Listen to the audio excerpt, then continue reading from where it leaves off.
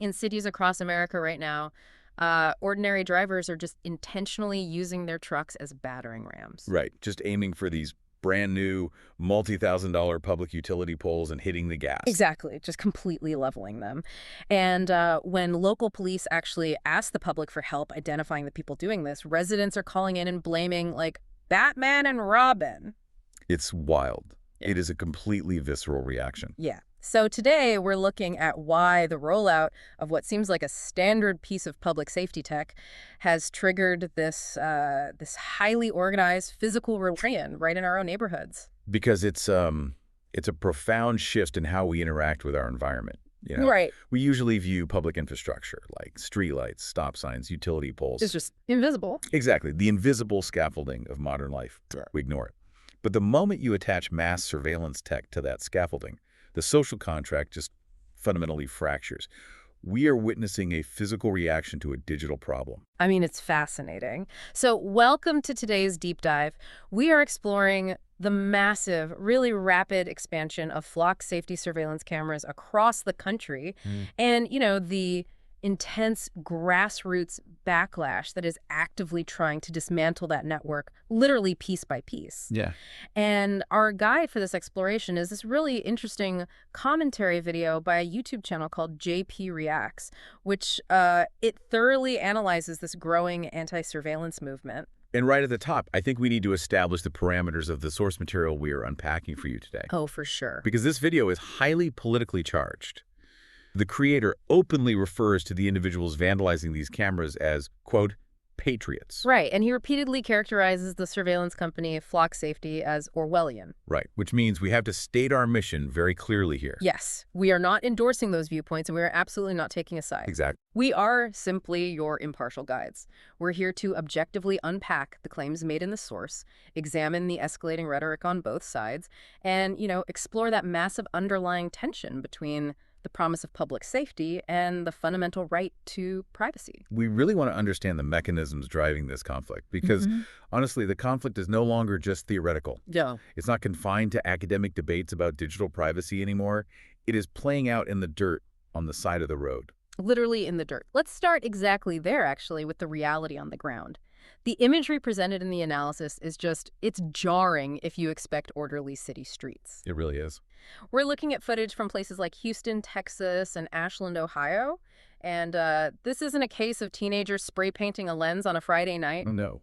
We are talking about highly expensive pole-mounted flock cameras lying face down in the dirt. It's the scale and the methodology that really demand attention. Like the footage out of Ohio specifically details truck drivers using their vehicles to deliberately ram these camera poles. Wow. Yeah, it is brute force infrastructure removal. But let me, play devil's advocate for a second here. Yeah. Because regardless of how anyone feels about privacy, taking a truck or a thaw to a piece of city property is objectively vandalism, right? Legal, yes. It's a crime. Yet the source material frames this as a patriotic awakening.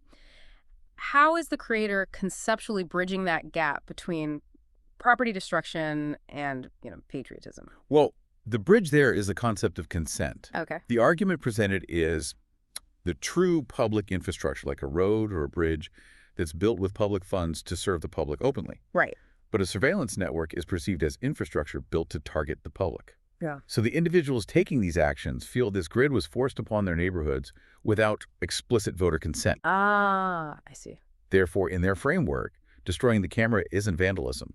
It's self-defense. It's the unauthorized removal of an unauthorized threat. And that framework is apparently highly contagious, too, because the video highlights how the initial truck ramming incidents in Ohio triggered this whole chain reaction of copycats. Yeah, local law enforcement is scrambling. But the most revealing element isn't really the destruction itself, right? It's the public complicity surrounding it. You brought up the idea of the social contract fracturing earlier. Right. We see that perfectly in North Carolina. Oh, the North Carolina case is a perfect sociological case study. It really is. So 2 men were caught on camera cutting down a brand new flock installation.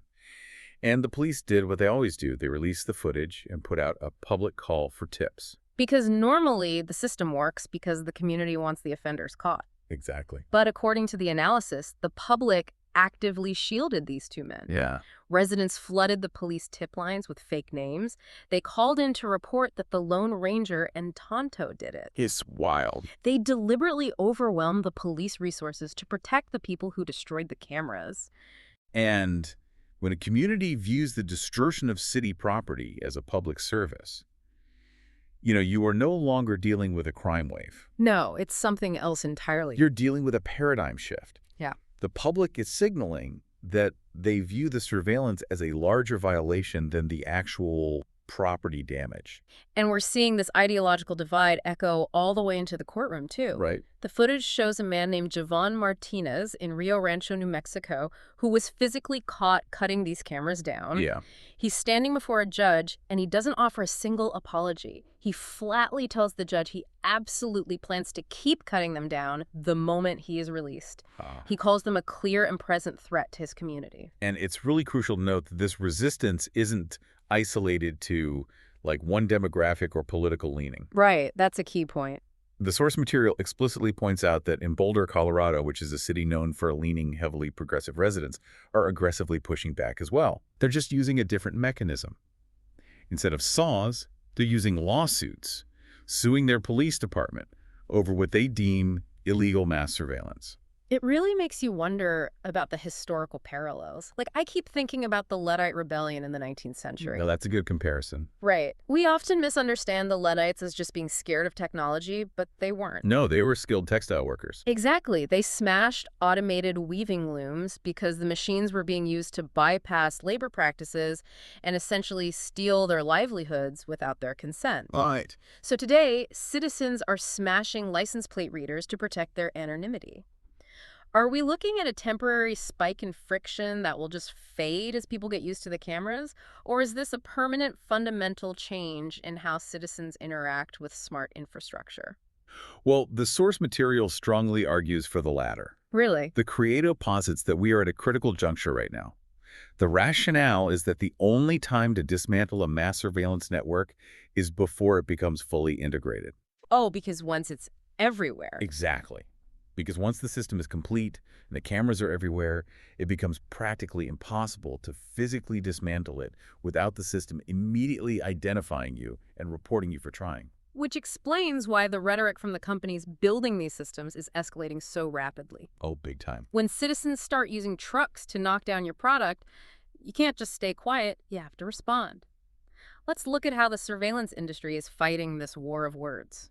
The video creator takes direct aim at the name of the company itself, Flock Safety. Yeah, it's a masterclass in psychological framing, honestly. So. By embedding the word safety directly into the corporate identity, you force anyone opposing you into a very difficult rhetorical corner. Oh, I see. Because if you are against flock safety, the implication is that you are against safety itself.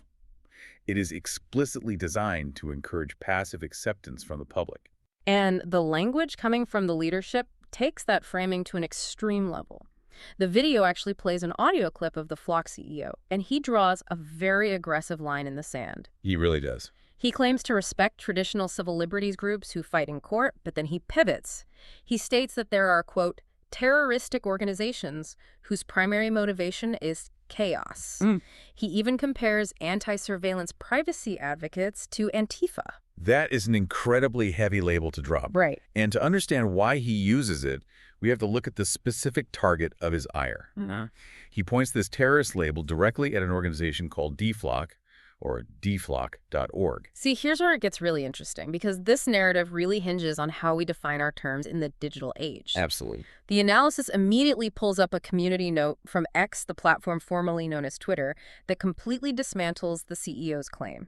It clarifies that DFLOC is not a terrorist organization in any capacity. Not at all. It is simply an open-source mapping project. Precisely. It is just a crowdsourced database. Users simply log the GPS coordinates of where they spot these license plate readers, and the website plots them on a public map to highlight the density of the surveillance. I have a really hard time wrapping my head around the CEO's logic here, honestly. Yeah. If a company is installing cameras that monitor the public in public spaces, shouldn't the public inherently have the right to know where those cameras are? You would think so.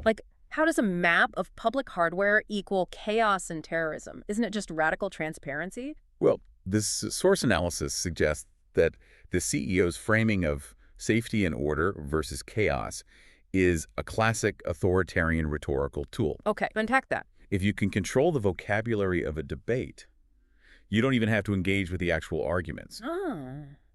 By categorizing a transparency project as terroristic, the company circumvents the need to defend its privacy practices. They don't have to explain what happens to your data.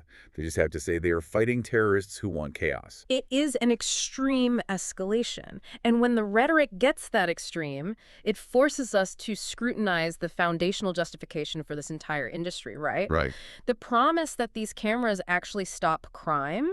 Because if the whole defense is, we're keeping your neighborhood safe, we have to ask if the technology fundamentally achieves that goal. And the efficacy debate is a massive component of the source material. The video utilizes a segment from Tucker Carlson that zeroes in on Harris County, Texas, to test this exact promise. The statistics presented there are wild. Unbelievable. The segment details how Harris County has invested so heavily in surveillance infrastructure over the past decade that it operates at a 1984 level of monitoring. Yeah, there is virtually no public space left unrecorded. Yet, despite this massive multi-million-dollar camera grid, the county still experienced over 500 murders in a single year. Wow. The core argument being made is that there is no meaningful correlation between blanket surveillance and a reduction in violent crime. Which naturally leads the video creator to question the true motive behind the rollout. Right. If the technology isn't effectively stopping the worst crimes, what is its actual function? The source argues that to understand these systems, you have to completely disregard the corporate marketing that tells you is for your own good. It makes me think of an analogy. Go for it. Imagine hiring a high-tech maid service. They promise to vacuum and clean your entire house automatically. You pay a premium for this security and cleanliness. Sure. But a year later, your house is just as dirty as it was before. The service failed at its primary job. Right. However, you read the fine print and realize that while they were supposedly cleaning, the maid service was legally logging every single room you walked into, cataloging your schedule, and selling a highly detailed floor plan of your life to the FBI. That analogy perfectly captures the concept of mission creep, which the source video tackles next. Okay, yeah. The video examines how the corporate PR machine operates to keep communities buying into the system. It highlights a specific news headline heavily promoted by Flock Safety, celebrating the safe recovery of an abducted 3-month-old baby in Marshall County. I mean, on paper, that is the ultimate checkmate argument. Exactly. The narrative was that a Flock camera detected the suspect's vehicle and saved the child. Nobody is going to argue against saving an abducted infant. It justifies the entire network. But the analysis reveals another community note attached to that specific story. Yeah, this part is crazy. And this note completely pulls the rug out from under the PR victory. It cites local police statements clarifying that the Flock camera was actually not necessary for solving the case. Right. Furthermore, the note suggests a deeply concerning dynamic, that Flock may actively pay news agencies for favorable, heroic coverage to mask their actual operational footprint. And when the safety narrative is undermined like that, the privacy concerns take center stage. For sure. And this brings us to the most critical technical issue discussed in the source, the data pipeline. We really need to understand how the data actually moves. Because the sales pitch is always hyper-local, right? Exactly. A local city council decides they have a problem with stolen cars. They sign a contract with Flock, pay the installation fee, set up the cameras. It is presented to the taxpayers as a closed loop. The local sheriff checks the local cameras to catch the local thief. That is the local justification, yes. But the technical reality, according to the video's research, is fundamentally different. How so? The creator details how the data collected, which is essentially a massive timestamp log of the movement of every citizen in that town, does not stay local. Oh, wow. The architecture of these systems allows federal government agencies to easily access this local movement data simply by requesting it from the local authorities. Think about what that actually means for your daily life. You take a 10-minute drive to the grocery store, you haven't committed a crime, but that mundane trip is logged, time-stamped, and potentially fed directly into a federal database. Right. A local mayor can sign a contract for a few cameras and inadvertently sign away the privacy of an entire town, totally bypassing any need for citizens to vote on a federal surveillance measure. That is the ultimate realization of mission creep, a tool marketed to a small suburb to deter speeding. is quietly transformed into a node within a nationwide, federally accessible tracking network. That's terrifying. The source argues that this architecture should deeply concern anyone, honestly, regardless of their political affiliation or how much they currently trust their local officials. Well, when citizens realize that conventional pushback, like going to a city council meeting to complain about data pipelines or spending years in court, is often just too slow to stop the rollout, they start getting creative. Very creative. And this brings us to perhaps the most fascinating tactical evolution covered in this deep dive, the rise of weaponized satire. The video highlights a viral clip from a user named TrueOnX, and it is essentially a masterclass in what we might call algorithmic civil disobedience. I want to really unpack how this works because it is brilliant from a structural standpoint. If you are a privacy advocate and you post a video on YouTube explicitly explaining how to destroy a flock camera, you are done. Oh, immediately. The platform's automated moderation algorithms will immediately flag the content for promoting illegal acts, issue a stripe, and ban your account. So, TrueOnX bypassed the algorithm entirely by disguising a highly specific demolition tutorial as a compliance video. Right. He made a satirical instruction manual aggressively telling viewers what not to do. The genius is in the extreme mechanical specificity of his warnings. He exploits the fact that algorithms struggle to process irony and sarcasm. Yeah. By wrapping actionable subversive instructions in a thick layer of mock outrage, the video survives moderation. He stares deadpan into the camera and lists exactly what to avoid. He says, whatever you do, do not use a $50 high-powered blue or green laser to permanently burn out the camera lenses. Right. Do not approach them from behind on foot with a spray paint extender to obscure the view. And he even critiques inefficient methods of vandalism while pretending to protect the hardware. Exactly. He mocks people who might go out and buy a $30 saw with a diamond-tipped blade to cut the metal pole down. He tells the audience that using a saw is just doing too much. Doing too much. Why? Because, as he helpfully and very specifically warns, the cameras and the attached solar panels are clamped onto the pole with a simple 8mm socket. Unbelievable. So he's effectively saying, please, whatever you do, don't just quietly walk up with a basic 8mm wrench and unbolt the entire multi-$1,000 apparatus in 30 seconds. But the most tactical part of his satirical warning addresses the digital countermeasures built into the cameras. He explicitly tells viewers not to put a stolen camera into a Faraday bag. Wait, I need you to explain the mechanics of that. A Faraday bag is designed to block all electromagnetic fields, right? All right. So if someone steals a phone or a camera, they put it in the bag so it can't transmit its location. Why would he warn against using one? Because he's providing deep technical intelligence. He explains that the cameras are equipped with a 12-hour backup battery that actively transmits Bluetooth and 5G signals. If a camera's taken down, it acts as a beacon. Right, okay. Many people might mistakenly think a cheap Faraday bag will block those specific frequencies. So he is warning them that standard bags might fail against the internal 5G ping, meaning the police could track the bag straight to their house. He is telling them how to avoid digital detection while pretending to scold them. He even tells people not to buy Vader facial recognition blocking glasses because wearing them would prevent local law enforcement from easily identifying and charging them. Right. It is a fully actionable tactical handbook just hiding in plain sight, and he ends the video with a wildly sarcastic punchline. He tells his audience to stop complaining to their local governments because, quote, Peter Thiel is a benevolent overlord and we should all be grateful that he loves us enough to keep us safe. That punchline isn't just a throwaway joke, though. No. No. It is a very pointed connection made in the source material, linking these local street cameras directly to Peter Thiel and his company, Palantir. Okay, for those who might only know Palantir by name, this is where the story shifts from a local privacy dispute to a massive global data concern. Absolutely. Palantir is a massive data analytics firm with incredibly deep foundational ties to the intelligence community, the CIA, and the military. And the source analysis alleges that the database storing and organizing all of this local flock surveillance data operates utilizing Palantir software. We really need to understand how Palantir changes the nature of the data. Right, how so? It doesn't just store information like a digital filing cabinet. Palantir specializes in relational mapping and predictive analytics. Okay. It is designed to take massive data sets and find patterns. It figures out who you associate with based on where your car is parked at what time and who else is parked near you. So it takes reactive policing, like looking for a car after a crime happens, and turns it into predictive mapping of entire communities. Yeah. It is one thing to have your local sheriff reviewing a tape of a stop sign.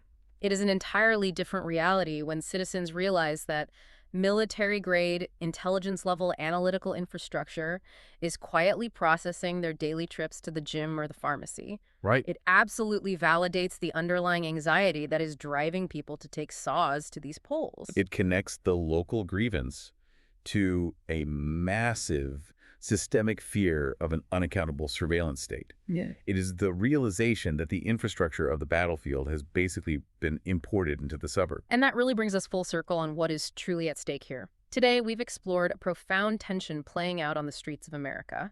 On one side, you have the promise of law, order, and safety, heavily backed by powerful tech companies, sophisticated PR, and local governments. Yeah. On the other side, you have a visceral, growing grassroots rebellion. Citizens who feel their fundamental right to privacy is being silently extracted without their consent. And they're willing to utilize everything from municipal lawsuits to 8mm sockets to take that privacy back. It is a fundamental clash over the future of public space. And the analysis by JP Reacts really provides a raw, unfiltered look at the rhetoric, the tactics, and the physical reality of that clash. The debate over where we draw the line between public safety and mass surveillance is only going to get louder, and the physical pushback is likely going to get more intense. Oh, for sure. Which leaves us with a final thought for you to consider long after this deep dive ends. Right now, this resistance relies on the fact that the surveillance is physical and visible, right? Right. People can cut down large roadside poles because they can see them. They can point lasers at lenses because they know where the lenses are. But technology never stops shrinking. Think about the trajectory of the hardware. As surveillance technology becomes microscopic when the cameras are the size of a pinhead, or built directly into the smart concrete and infrastructure of a city from the ground up, will physical resistance even be possible in the future? That's a scary thought. Or will the battle for your privacy have to shift entirely into the digital and legal realms long after the visible poles have completely disappeared? That is the invisible reality we are racing toward, and we will have to decide how much we are willing to concede before we get there. Thanks for joining us for this deep dive. We'll see you next time.